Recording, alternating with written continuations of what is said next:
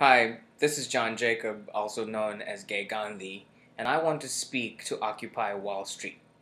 Not just Occupy Wall Street, New York, but Occupy London, Occupy Mumbai, Occupy Oakland, California, wherever these protests are going on.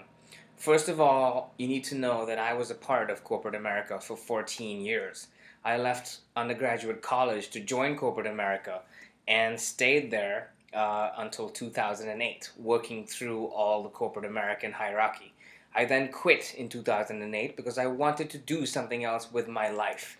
My life was becoming more important in terms of what I did and how I did it versus a corporate job, quote unquote, that I was starting to get a little bit disillusioned with.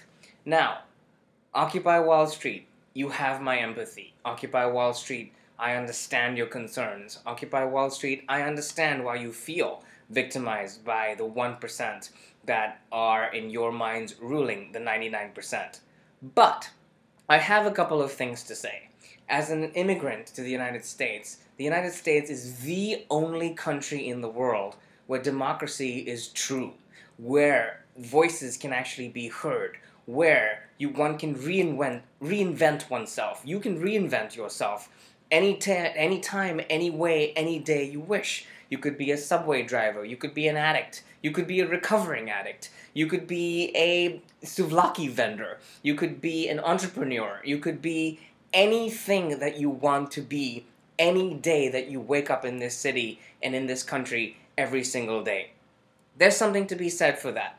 Now, have our corporations and our government made mistakes? Absolutely they have. Are they going to continue to make those mistakes in the future? Of course they are. They're human. They are human. People run these institutions. People make mistakes. People do bad things. However, I have two questions for you. One is, what is our goal? What is our goal when we occupy? Is it just to occupy? Or, for example, do we say that food and shelter and clothing and healthcare and education are 5 fundamental rights of every citizen in whatever country anybody lives, and certainly for Americans? Food, clothing, shelter, education, and healthcare. 5 fundamental rights, 5 fundamental specific demands. How will our government deliver that to us? That's point 1. Point 2 is, what is your goal? What is our goal when we try to protest? I love the fact that the protests are going on. I love the fact that you are making your voices heard. It is a huge amount of inspiration for me to be able to even speak this way, to be able to even talk this way. But the goal has to be clear, because if the goal isn't clear, the movement loses steam. And we do not want the movement to lose steam. So what is the goal?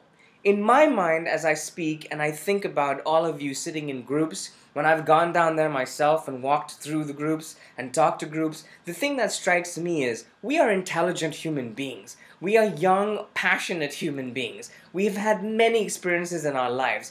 Instead of sitting in the park, really, in effect, doing nothing, just occupying, why not come together as a group? Why not think about the way that the world is today, where the global skill sets are, where the global skill sets need to be, and bring those minds together in whatever group you're in to start to think about what the new global jobs are. Create them.